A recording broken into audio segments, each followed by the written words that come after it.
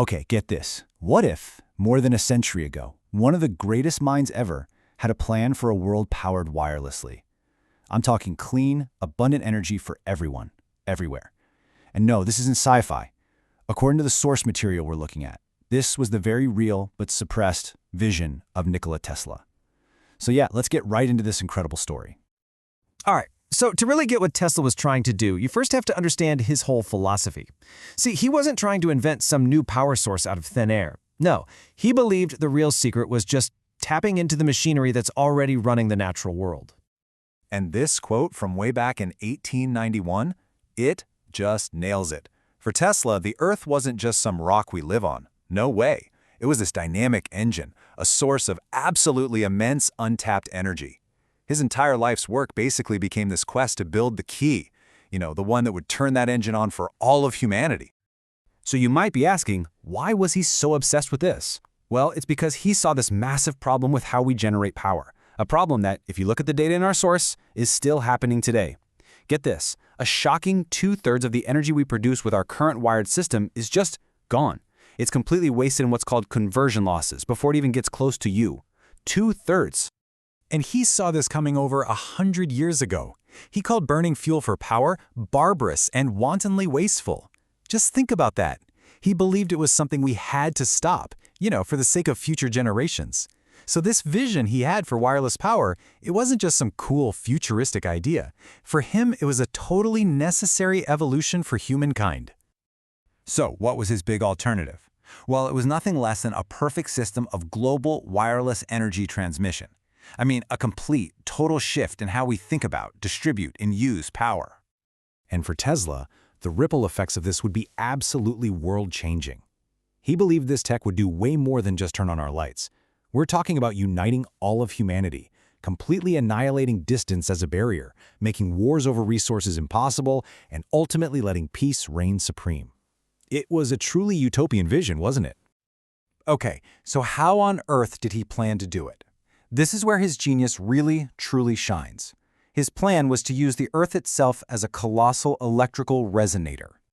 The absolute key to this was his discovery of what we now call the Earth ionosphere cavity. He figured out that the space between the ground we're standing on and the electrically charged upper atmosphere, it acts like a giant natural container for electrical energy. A container that could be made to resonate, to literally ring like a bell on a global scale. Now, this is super interesting. This slide really breaks down the huge differences between Tesla's system and the standard Hertzian radio waves we all use today. So, let's look at the right side first. That's the Hertzian system, our current radio waves.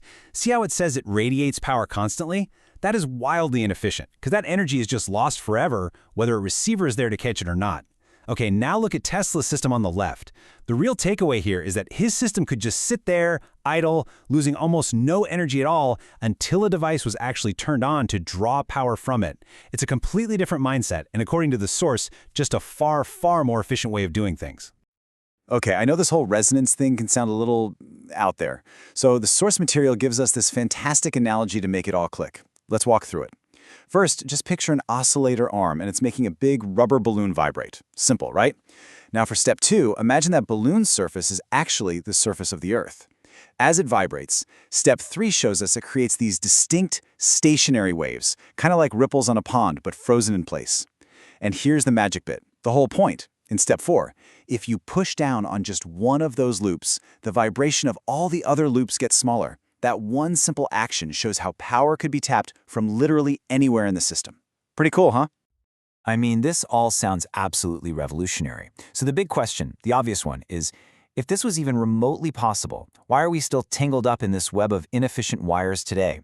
Well, the answer, according to our source, is a classic story of ambition, money, and a giant tower out on Long Island.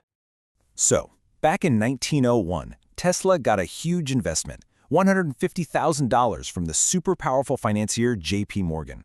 With that money, he started building his masterpiece, the Wardenclyffe Tower. This was meant to be the first transmitter for his global wireless system. But then, just 1 year later, Morgan pulled the plug. He refused any more funding. The project just sat there for years, until the tower was finally torn down in 1917. The dream was over. So, here's the real kicker. Why did Morgan back out? According to the source, it's because Morgan had a sudden, terrifying realization. In a system where anybody could just draw power from this resonant field, there was no way to put a meter on it. He would, and this is a quote, have nothing to sell except antennas. And just like that, the beautiful dream of free, accessible energy crashed right into the hard reality of profit. And the fall of Wardenclyffe, that was only the beginning. What happened next, as our source material describes it, was a pretty systematic effort to sideline Tesla and basically scrub his more radical ideas from the history books. The source claims that Morgan, with a little help from Tesla's old rival Thomas Edison, launched a campaign to publicly discredit him. And apparently, it was so effective that the textbook publishers of the time actually started removing references to Tesla, making sure that for generations of students, his true contributions would be pretty much forgotten. But here's the thing.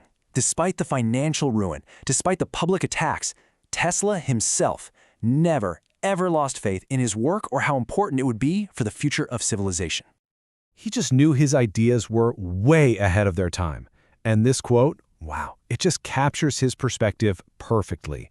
The present is theirs, the future for which I really worked is mine.